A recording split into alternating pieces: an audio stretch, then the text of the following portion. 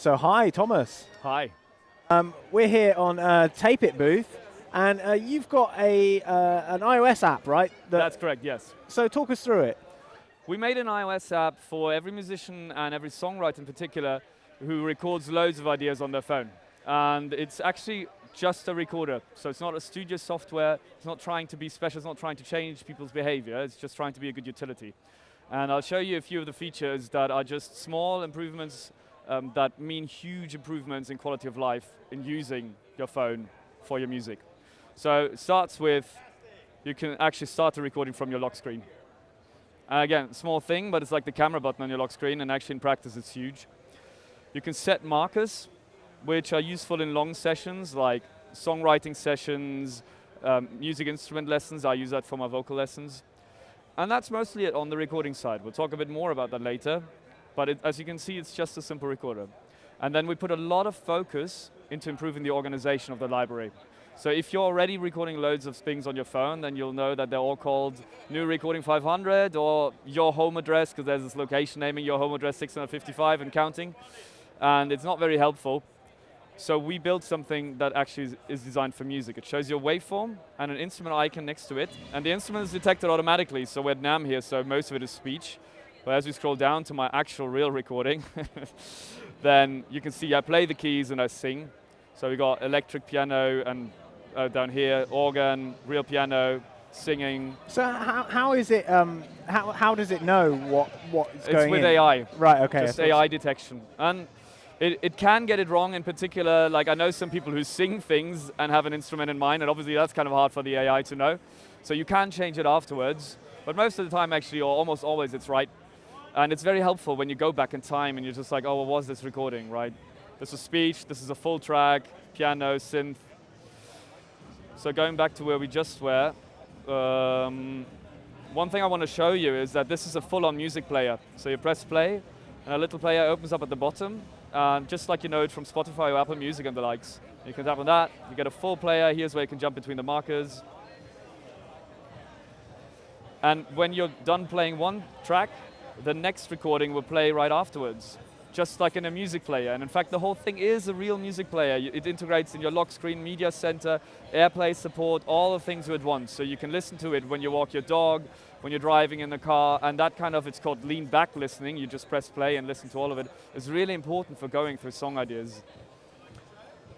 Here are a few other tricks for listening. So this is a really long recording. This is a vocal lesson I had last week. And for long recordings, we wrap the waveform in multiple lines. So instead of having an hour of music on a few centimeters of screen state, you can just scroll. And this is where the markers come in really, really handy.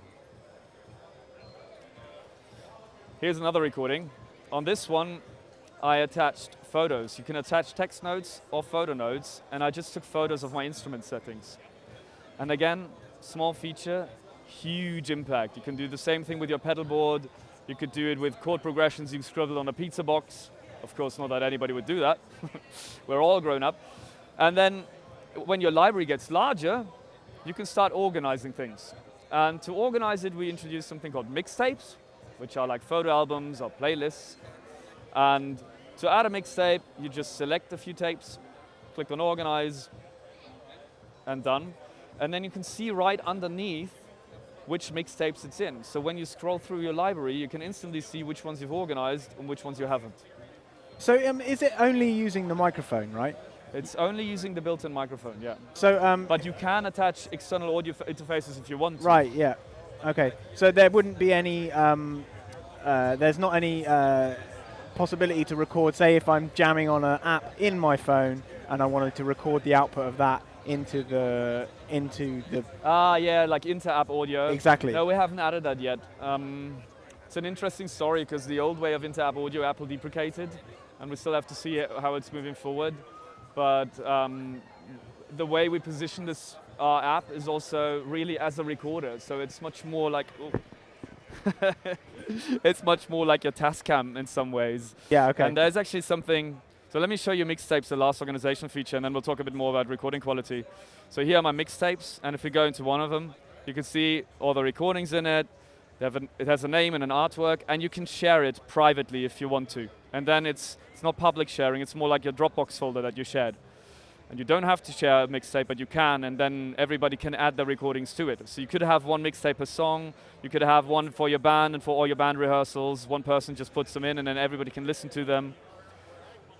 And of course you can share outside the app too. You can export recordings, you can import them, you can airdrop from your Mac and then add them to Taped. So really all the basic things you would want, all of them exist. Now we talked about audio quality just before, and one thing we do at Taped is that we use 2 of the iPhone's microphones. So this is something most people don't know, but the iPhone has more than one mic.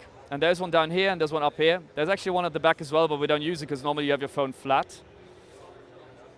But by combining the bottom mic and the top mic, we can start recording in stereo. And we keep the stereo field quite narrow. Obviously there's some DSP going on for the mic position. The reason we keep it narrow is that you don't have to worry about like, oh, how did I place the phone and is it all going to be in the left channel? And stereo is also somewhat misleading because it is a stereo recording and you get an amazing stereo ambience to it, but you also get much better dynamics. And so maybe in that video, I don't think we can play something now for the video, but we have some listening examples, or you can just try it yourself, because the difference is such a night and day difference that if you install the app and you record with Taped, on any headphones, even cheap headphones, you will hear it. And we have this audio setting here. You can choose between mono, this is how every other app sounds, and stereo, which is how Taped sounds. You can also record in lossless. We usually tell people, like, if it's just for notes or for things you leave on your phone, keep it on AAC, because it's all stored on your phone. It's also synced to our cloud, which we're a German company, so you got German privacy. And it's all backed up in a cloud, and you can sync it between devices, but it's always on your phone as well. So if you're on tour, you never have to wait for things to load. So, but if you do intend to drag it into your DAW, then you can record in lossless. And we actually added this because some people in Hollywood film reached out because they use it for folio and additional dialogue recording, because it is actually quite handy to have a very high quality microphone in your pocket. Brilliant. So is it available on the App Store now? It is available on the App Store now. It's a freemium app where most features are on the free part. Stereo recording, support for USB audio interfaces, that lock screen button I showed you, and trimming are part of the paid version. And the paid version is available as a one-time purchase or as a subscription. It's whichever you prefer. We usually find younger people who prefer subscriptions and older people strongly prefer the one-time purchase. One-time purchase is $100, or in the UK, I think it's £90.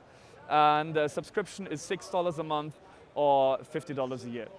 Brilliant. Well, Thomas, thank you very much. You're welcome.